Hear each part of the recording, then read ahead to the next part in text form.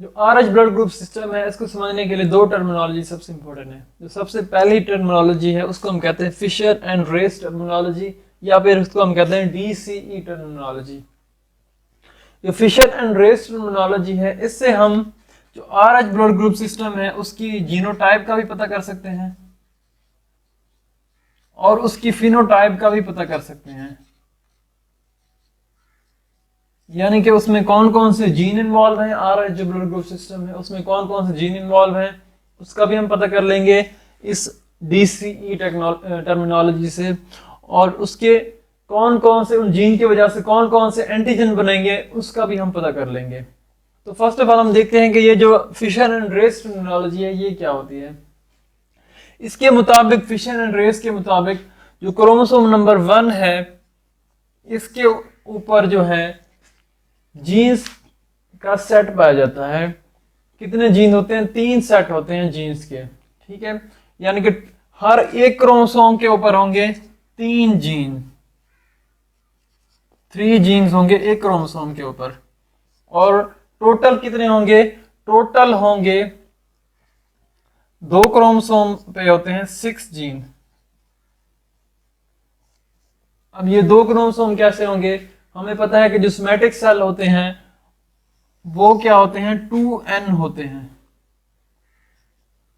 और जो germ line cell होते हैं जैसे एग हो गया, स्पर्म हो गया, वो क्या होते हैं? 1n होते हैं।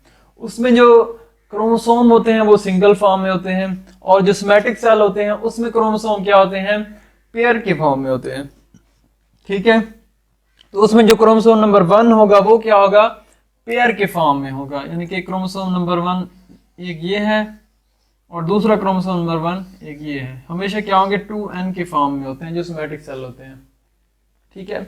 और उसमें जो जीन्स होते हैं वो क्या होते हैं? अलील की फॉर्म में होते हैं। अलील क्या होता है? उसका एक जो जीन होता है उसके साथ जो दूसरे क्रोमोसोम के ऊपर जीन प्रेजेंट होता है उसी जैसा जीन होता है उसको हम कहते हैं अलील, ठीक है।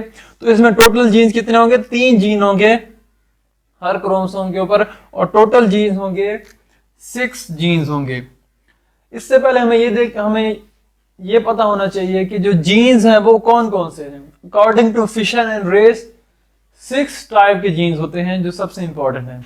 वो कौन कौन से हैं? एक को हम कहते हैं D, एक को हम कहते हैं कैपिटल C, और एक को हम कहते हैं कैपिटल E, ठीक है। ये तो हो गया 3। इस तरह 3 और भी होते हैं। वो कौन से होते हैं? D की एक होती है वेरिएंट फॉर्म जिसको हम कहते हैं स्मॉल d, और C की वेरिएंट फॉर्म होती है उसको कहते हैं हम स्मॉल c, और जो E की वेरिएंट फॉर्म होती है उसको हम कहते हैं स्मॉल e।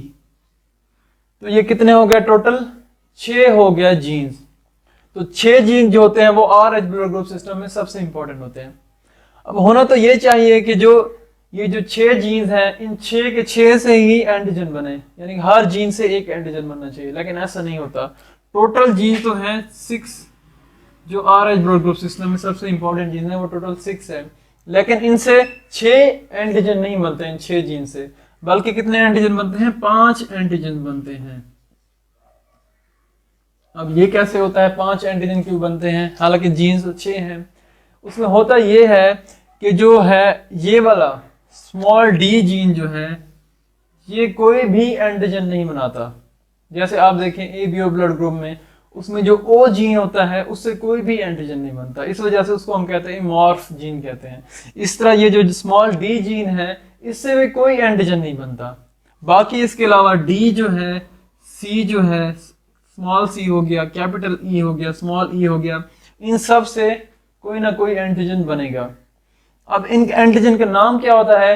इसी जो जीन है उसी के नाम पे उनके एंटीजन का नेम होता है, यानी कि जो कैपिटल D से एंटीजन बनेगा उसका नेम क्या होगा? उस एंटीजन का नेम होगा कैपिटल D। इस तरह जो कैपिटल C से एंटीजन बनेगा उसका नेम क्या होगा? Capital C। इस तरह कैपिटल E से जो जीन है इससे जो एंटीजन बनेगा उसका नेम होगा कैपिटल E। इस तरह स्मॉल c से जो एंटीजन बनेगा उसका जो एंटीजन होगा उसको हम कहेंगे स्मॉल c, और इस तरह स्मॉल e से जो एंटीजन बनेगा उसको हम कहेंगे स्मॉल e। सिर्फ जो d है इससे कोई भी एंटीजन नहीं बनता। तो डी का मतलब क्या होता है, एब्सेंस ऑफ डी, यानी एब्सेंस ऑफ डी, उसका मतलब होता है स्मॉल डी, यानी कि जो डी जीन है उससे कोई भी एंटीजन नहीं बनता। ठीक है, ये तो है टोटल 6 जीन जो हैं वो RH ब्लड ग्रुप सिस्टम में सबसे इंपॉर्टेंट है according to Fisher and Race. अब मैंने शुरू में आप लोगों को बताया था कि ये क्रोमोसोम नंबर 1 के ऊपर होंगे और 2 जो क्रोमोसोम है उनके ऊपर होंगे, यानी क्रोमोसोम नंबर 1 जो है वो पेयर की फॉर्म में है, तो इस वजह से उसके ऊपर होंगे। और वो कैसे होंगे कि फर्ज का एक क्रोमोसोम है उसके ऊपर है हमेशा डी सबसे ऊपर होगा, फिर होगा उसके दरमियान में सी और फिर होगा ई। इसी तरह दूसरा क्रोमोसोम जो है उसके ऊपर भी डी होगा सबसे ऊपर, फिर होगा सी और फिर होगा उसके नीचे ई। अब लाजमी नहीं कि सारे कैपिटल फॉर्म में ही हो दोनों क्रोमोसोम के ऊपर, इस तरह भी हो सकता है कि एक और पर्सन है, ये एक और पर्सन था, उसकी जीनोटाइप कुछ इस तरह से थी।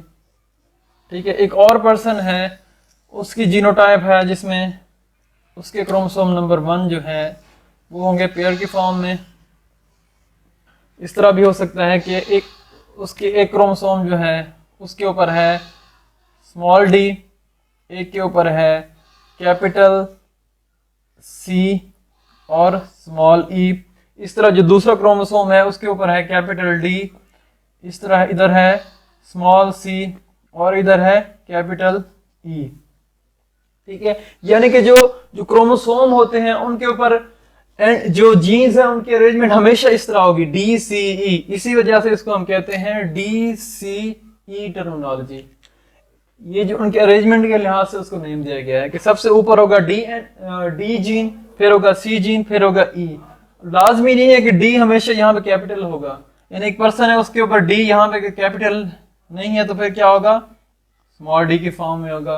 अगर यहाँ पे एक पर्सन है उसका जो है यहाँ जैसे यहाँ पे लिखा हुआ है स्मॉल सी, तो लाजमी नहीं है कि स्मॉल सी ही हो। ठीक है, ये यहाँ पे कैपिटल सी भी हो सकता है, लेकिन अरेंजमेंट हमेशा इस तरह से ही होगी, ये पर्सन टू पर्सन वेरी करेगी। ठीक है, तो ये है उसकी जीनोटाइप। इसके लिहाज से हमें पता चल जाएगा कि अब इस पर्सन जो ये फर्ज करें एक पर्सन है उसकी हम जीनोटाइप देखेंगे, फिर हम देखते हैं कि उसकी फिनोटाइप उसके लिहाज से किस तरह की होगी। हम कंपैरिजन करेंगे 2 पर्सन का। फर्ज करें एक पर्सन है उसकी जीनोटाइप जो है उसमें जो क्रोमोसोम नंबर 1 है उसकी जीनोटाइप कुछ इस तरह से है, ये दूसरा पर्सन है। ठीक है, इसमें हम पहले इसकी जीनोटाइप देखेंगे फिर इसकी हम फिनोटाइप देखेंगे। तो फर्क नहीं, उसका क्रोमोसोम जो है उसके ऊपर था एक डी जीन प्रेजेंट था इसके ऊपर, फिर उसके ऊपर प्रेजेंट था यहाँ पे स्मॉल सी, फिर है कैपिटल ई। इस तरह यहाँ पे है स्मॉल डी, यहाँ पे है कैपिटल सी और यहाँ पे है कैपिटल ई प्रेजेंट है उस पर्सन में। ठीक है, इस तरह इधर देखें एक दूसरा पर्सन है उसकी जीनोटाइप कुछ इस तरह से है कि उसके ऊपर है स्मॉल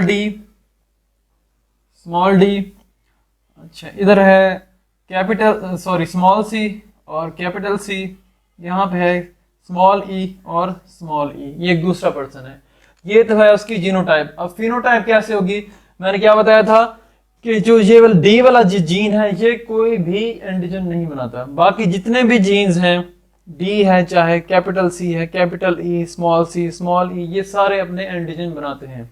ठीक है, और इनका नाम भी उन्हीं के नाम से दिया गया, जो जीन्स का नेम होगा वही एंटीजन का नेम होगा। ठीक है, तो अब बताओ इस पर्सन में कौन कौन से एंटीजन प्रेजेंट होंगे।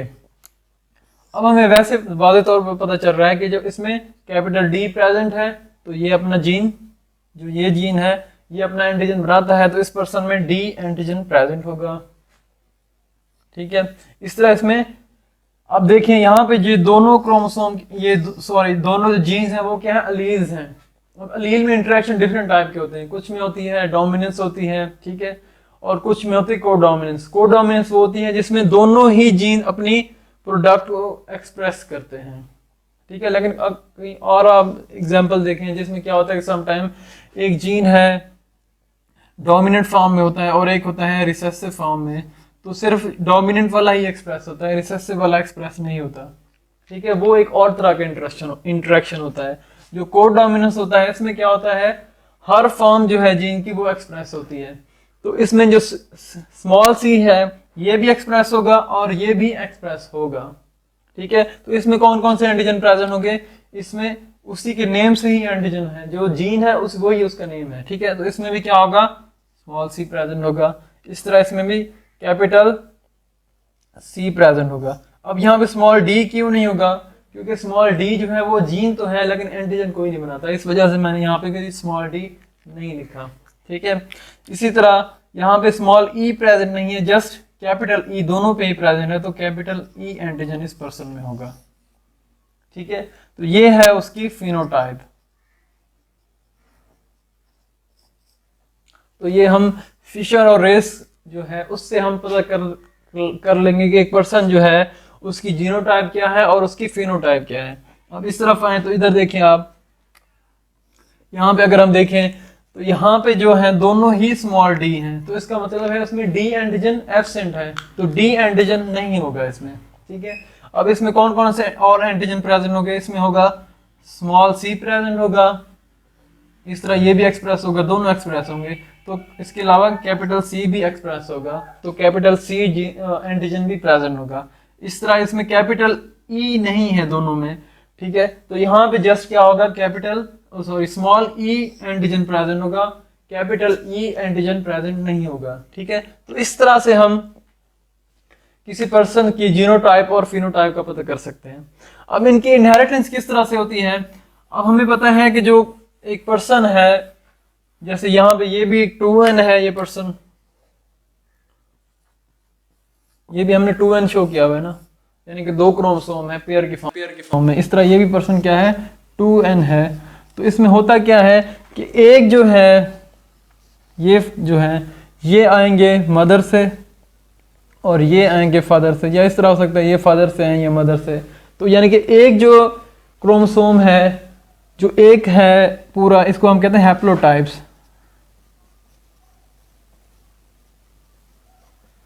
हैप्लोटाइप वो होते हैं, वो क्लोजली लिंक्ड जीन्स होते हैं जो हमेशा एक साथ ही रहते हैं, यानी एक पर्सन से दूसरे पर्सन, यानी कि एक जनरेशन से दूसरे जनरेशन में अगर जाना हो तो वो जीन्स हमेशा साथ साथ ही रहेंगे, इनको हम कहते हैं हैप्लोटाइप्स। तो ये जो हैप्लोटाइप हैं ये हमेशा एक पेरेंट से आएंगे और ये दूसरे से आएंगे, ठीक है। यानी कि जब स्पर्म और एग बनते हैं तो नॉर्मली क्या होते हैं, क्रोमोसोम 2n होते हैं, तो उसमें क्रोमोसोम जो है वो इस तरह से होते हैं। ये अगर फादर है तो ये फादर है और ये मदर है। तो जब स्पर्म ने बनना होता है तो क्या होता है कि कुछ इस तरह से होता है कि अलग अलग ये हो जाते हैं। अगर यहाँ पे मैं सेल बना दूँ, एक क्या होगा, एक इसमें से क्रोमोसोम इधर आ जाएगा और एक इधर आ जाएगा, ठीक है। इसी तरह यहाँ पे जो एग बनेगा मदर में, तो एक क्रोमोसोम यहाँ पे आ जाएगा और एक क्रोमोसोम यहाँ पे आ जाएगा, ठीक है। और जब ये दोनों आपस में यहाँ मदर का एग और फादर का जो स्पर्म है, जब वो आपस में उनकी फर्टिलाइजेशन होगी तो जब जाइगोट बनता है तो वो क्या होता है, 2n होता है, ठीक है। तो उसकी फॉर्म कुछ इस तरह से होती है। तो इस तरह से इनकी इनहेरिटेंस होती है। अब अगर हम देखें एंटीबॉडीज़ को, तो जस्ट इसके अगेंस्ट एंटीबॉडी कोई नहीं बनेगी। बाकी जो जितने भी हैं ये जीन्स, क्योंकि ये सारे अपने प्रोडक्ट बना रहे हैं, यानी कि ये डी एंटीजन बना रहा है, ये कैपिटल सी, ये कैपिटल ई, ये डी, ये स्मॉल सी, ये स्मॉल ई, ये सारे अपने एंटीजन बना रहे हैं। तो कौन कौन से एंटीजन हैं इंपॉर्टेंट, सबसे डी, ये सारे। तो इन सब के अगेंस्ट क्या बनेगी, एंटीबॉडीज बनेंगी। यानी कि डी जो एंटीजन है इसके अगेंस्ट जो एंटीबॉडी बनेगी उसको हम कहेंगे एंटी डी। इस तरह जो सी के अगेंस्ट बनेगी, कैपिटल सी के अगेंस्ट, उसको हम कहेंगे एंटी कैपिटल सी एंटीबॉडी। इस तरह जो ई के अगेंस्ट बनेगी एंटीबॉडी, उसको कहेंगे हम एंटी कैपिटल ई एंटीबॉडी। इस तरह जो स्मॉल सी के अगेंस्ट बनेगी उसको हम कहेंगे एंटी स्मॉल सी एंटीबॉडी। इस तरह जो ई के अगेंस्ट बनेगी स्मॉल ई के, उसको भी हम कहेंगे एंटी स्मॉल ई एंटीबॉडीज। तो ये है फिशर एंड रेस टर्मिनोलॉजी, जिससे हमें ये पता चल सकता है कि एक पर्सन जो है उसकी जीनोटाइप की कौन सी हो सकती है RH ब्लड ग्रुप सिस्टम के लिहाज से, और उसकी फिनोटाइप किस तरह से हो सकती है। अगर हम कंपैरिजन करें ABO ब्लड ग्रुप और RH का और उनके एंटीजेंस जो हैं उनकी स्ट्रक्चर देखें तो अगर देखें तो उसमें है जो ABO ब्लड ग्रुप सिस्टम होता है, उसमें क्या होता है कि जो RBCs हैं, ये एक RBCs है और ये दूसरा एक RBCs है, ये है उनकी सेल मेम्ब्रेन। जो ABO ब्लड ग्रुप सिस्टम होता है उसमें क्या होता है कि जो एंटीजेंस होते हैं वो जो मेम्ब्रेन है उसके एक्स्ट्रा पोर्शन पे होते हैं, या इसको हम कहते हैं एक्स्ट्रा सेलुलर एंटीजेंस होते हैं जो ABO ब्लड ग्रुप सिस्टम में होता है। यानी कि A एंटीजन जो होता है वो सेल मेम्ब्रेन के आउटसाइड होता है, अटैच तो होगा मेम्ब्रेन के साथ लेकिन आउटसाइड होगा मेम्ब्रेन के, ठीक है। और इसी तरह B एंटीजन भी क्या होगा, एक्स्ट्रा होगा मेम्ब्रेन के।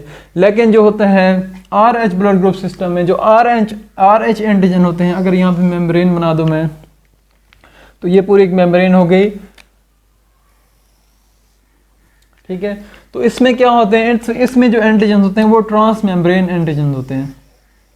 जो D ब्लड ग्रुप है या जो RH ब्लड ग्रुप सिस्टम है, इसमें जो एंटीजेंस होते हैं वो क्या होते हैं, ट्रांस मेम्ब्रेन, यानी कि मेम्ब्रेन के ट्रांस मेम्ब्रेन उसे कहते हैं जो इनसाइड मेम्ब्रेन पाए जाएं, ठीक है। तो ये ट्रांस मेम्ब्रेन एंटीजेंस होते हैं। जो RH ब्लड ग्रुप सिस्टम के एंटीजेंस होते हैं वो ट्रांस मेम्ब्रेन होते हैं, और जो ABO ब्लड ग्रुप सिस्टम के एंटीजेंस होते हैं वो सेल मेम्ब्रेन के आउटसाइड पाए जाते हैं, एक्स्ट्रा फॉर्म में होते हैं, ठीक है। और इनकी अगर नेचर देखी जाए, केमिकल नेचर, तो जो ABO ब्लड ग्रुप सिस्टम है इनके एंटीजन मोस्टली होते हैं कार्बोहाइड्रेट्स इन नेचर,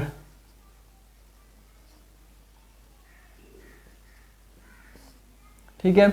और जो है RH ब्लड ग्रुप सिस्टम, इनके एंटीजन मोस्टली होते हैं प्रोटीन इन नेचर, ठीक है। तो ये दो मेजर इनमें डिफरेंसेस हैं।